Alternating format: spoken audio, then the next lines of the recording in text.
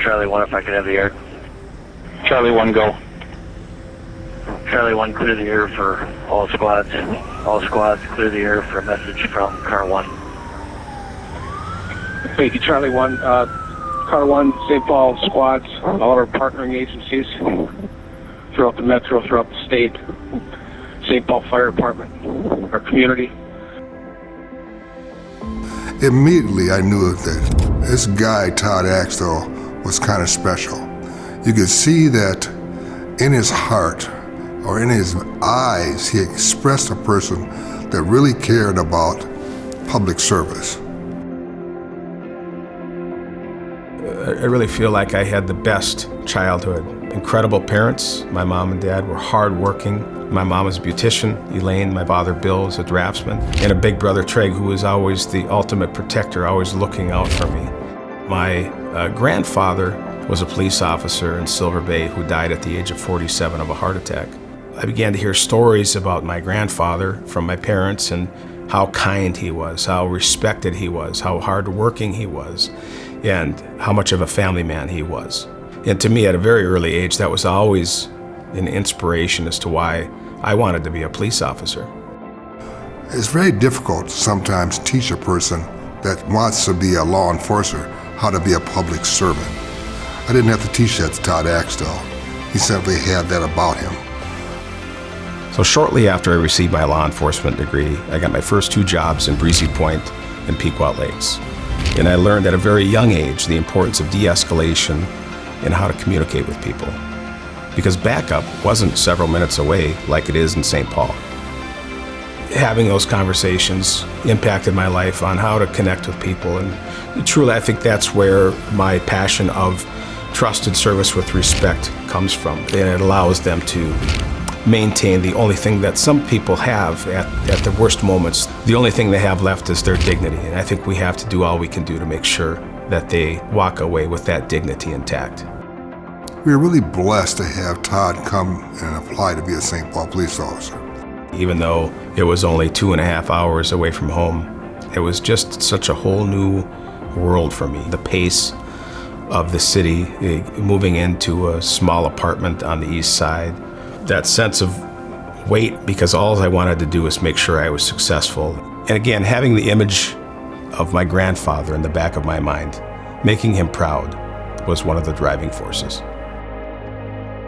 The unique nature of the community, the makeup, the diversity, all of the different corners of the community was just something that I just grabbed onto. It just motivated me to learn more and get to know so many people throughout the city.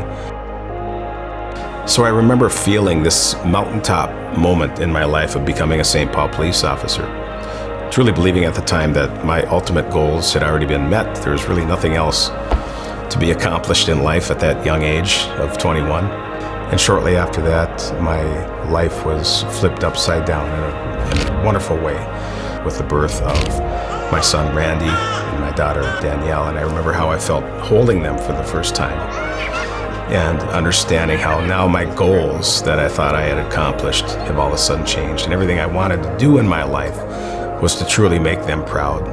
And years later, I met my amazing wife Lisa and my 2 wonderful stepdaughters. Chief Todd Axtell truly represents all of St. Paul, not just a small part of the community, but all of it. And this is such a great opportunity, and I can tell you you're in good hands, not because of me or who I am, because of the women and the men of the St. Paul Police Department are exceptional leaders in our community. They're exceptional public servants. He had a natural affinity toward working with diverse groups. As he matriculated to the top and became Chief Todd Axtell, he only enhanced that. One of the biggest challenges that Chief Todd Axtell had to confront was the death of George Floyd. This is an incredibly challenging time across the country for our community who is grieving the family of Mr. Floyd and our police officers. That became an incident that caused community unrest and riots, especially here in Minnesota. Todd Axtell, seeing that, put his troops together and said, listen, this is a challenge we have to rise to and address properly. Go forth and do the best you can in a very difficult situation. This is a trying and challenging time. And as your chief, as someone who loves this city, I couldn't be more proud of you. I know it's chaotic out there. I know you're exhausted. I know you've worked long hours. And I have confidence in you, and our community has confidence in you. So please know everything you're doing is appreciated and respected by the people who care about this city. Keep your chin up, keep doing what you're doing, and know that our community loves you and supports you. Keep up the good work. God bless.